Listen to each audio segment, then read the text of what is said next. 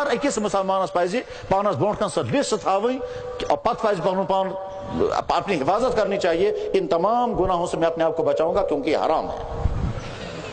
اور اتنا کرنے کے بعد پھر ابھی مسلمانوں کی ڈیوٹی ختم نہیں ہوتی. اس کے بعد مسلمانوں کی اصل ڈیوٹی شروع ہوتی ہے. اور وہ اصل ڈیوٹی کیا ہے؟ وہ اصل ڈیوٹی ہے دنیا کی قوموں تک اسلام پہنچانا. چنانچہ ایک بہترین سکالر عیسائی اس نے اسلام قبول کیا اور اتنا شاندار وہ جانتا تھا عیسائی مذہب کو بھی اسلام کو بھی. اور اسلام قبول کرنے کے بعد یہاں سری نگر میں تقریر کرتے کرتے اس نے کہا اے مسلمانوں ہمارے پاس سائنس تھی ہم نے تم تک پہنچائی, تمہارے پاس اسلام تھا تم نے ہم تک کیوں نہیں پہنچایا. پھر وہ کہتا تھا میرے ماں باپ جہنم میں جائیں گے, میں قیامت کے دن اللہ کے پاس کھڑے ہو کر کہوں گا یا اللہ میرے ماں باپ کو جہنم میں بعد میں, پہلے ان مسلمانوں سے پوچھئے انہوں نے ایمان ہم تک کیوں نہیں پہنچایا.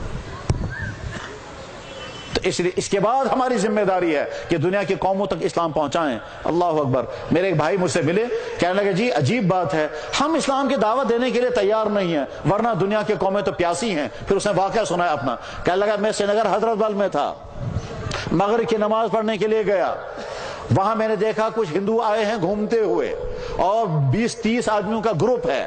وہ کہیں ویشنو دیوی میں بھی گئے تھے, پھر کہیں امرناتھ میں بھی گھومتے رہے, اس کے بعد پھر حضرت بل میں وہ آئے تھے. جو ہی اذان شروع ہو گئی انہوں نے اپنے سر پر کپڑا رکھا. میں نے سوچا ہاں یہ تو کچھ ادب والے ہی ہیں. میں نے نماز چھوڑ کر پہلے ان کو جمع کیا اور 15 منٹ ان کے سامنے گفتگو کی. 13 آدمیوں نے کلمہ پڑھ لیا.